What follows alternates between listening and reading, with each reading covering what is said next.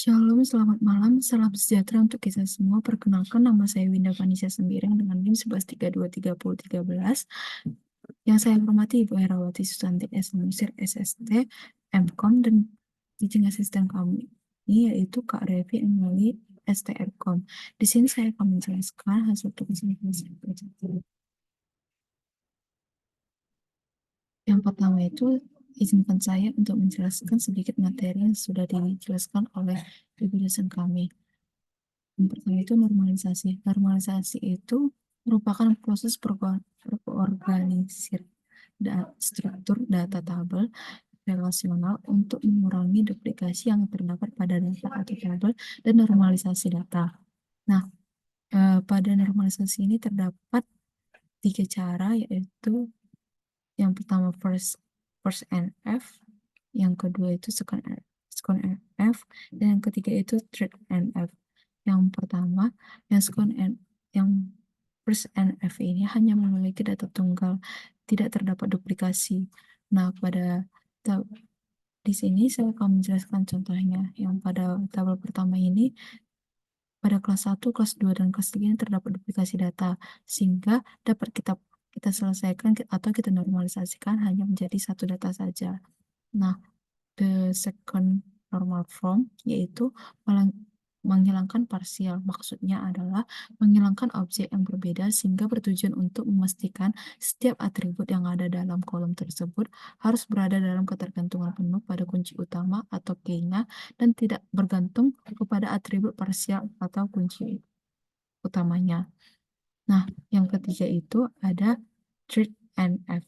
Nah, pada treat and F ini diperkenalkan adanya partial transitive dependency dalam sebuah tabel. Nah, apa sih itu transitive dependency? Transitive dependency ini biasanya terjadi pada tabel hasil relasi atau kondisi di mana terdapat 3 atribut A, B, dan C. Kondisi A dan B dan kondisi B dan C, maka C dikatakan sebagai transitive dependency terhadap A melalui B.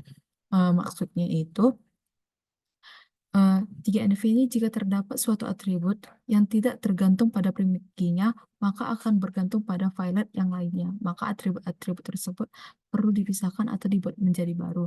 Dengan normalisasi ini, struktur basis data akan menjadi lebih efisien, mudah dipahami, dan lebih terorganisir.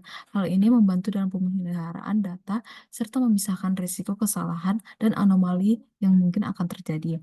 Nah, pada tabel pada tabel yang kedua ini kita kita memiliki kunci utama atau key yang unik. Nah, eh, dari hasil tabel di atas ini dapat kita pecah menjadi atau dapat kita pisahkan menjadi 2 tabel, yaitu tabel student dan tabel kelas, di mana tabel student ini berisikan student dan kelas, sehingga tabel kelas ini berisikan student, advisor, admission room, dan deploy. Nah, pada 3NF ini kita memastikan tidak adanya ketergantungan transit pada tabel. Nah, di sini saya sudah memisahkannya menjadi 3 tabel, yaitu tabel student, tabel kelas, tabel advisor, di mana tabel tabel student ini berisikan informasi yang ada melalui kelas atau ketergantungan kelas terhadap student.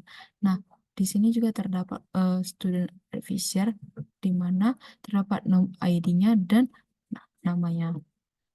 Yang ketiga itu terdapat advisor, ADT, room, dan departemen. Di sini terdapat advisor, ADP, room, dan departemen. Nah, pada tabel kedua atau task kedua ini terdapat juga duplikasi yang berada di movie rented dan kategori, sehingga kita dapat membuatnya menjadi data tunggal atau di satu NF tadi. Nah, kita pisahkan menjadi 6 tabel. Nah, karena di sini kan terdapat duplikasi, di sini dapat kita pisahkan menjadi 5 tabel, karena di sini terdapat duplikasi. Pada Jones terdapat duplikasi 2 tabel, terdapat 2 duplikasi, yang pada Robert terdapat juga duplikasi di movie urgent dan di kategori, sehingga terdapat tabel seperti berikut.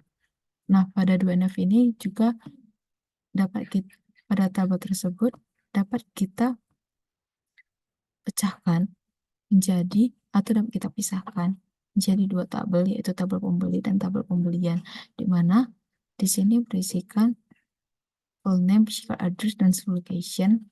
Nah, tabel pembelian ini berisikan full name, movies rented, dan kategori.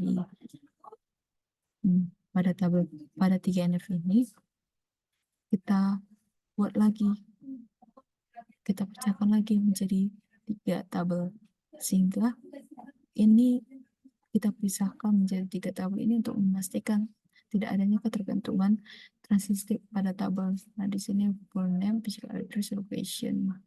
Nah, location ini berdasarkan di sini juga ada tabel pembelian full name of furniture, di mana ini saling keterhubungan terhadap pemiliknya. Di sini gitu. Sekian presentasi yang saya ucapkan.